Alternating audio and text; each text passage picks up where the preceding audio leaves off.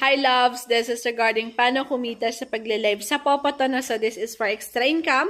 Patapusin niyo yung video per magka-idea kayo. Pero ngayon may comment, sabi niya, mas maganda Chamet. So yan, depende mga loves, pero for me, mas maganda pa rin yung Popo. So, na-try ko yung Chamet, no? Pero for me, mas maganda si Popo, guys. Kasi sa Popo naman, maraming ways of tasking, marami ding ways of earnings, no? Sa Chamet may call kasi, kung sino-sino kasi yung tumatawag doon. But anyway, it's okay. Mabilis din naman tumakbo yung mga calls and beans doon. Pero, I think may mga I think may schedule yung withdrawal. Yun yung ayoko. So, sa Popo, ang nagustuhan ko sa Popo, guys, anytime ang withdrawal, self-withdrawal, at mabilis lang dumating yung withdrawal sa Popo. So, points lang yung iipunin mo sa Popo para makapag-withdraw ka, wala nang problema. Once nakaipon ka ng minimum withdrawal, pwede mo siya i-withdraw anytime.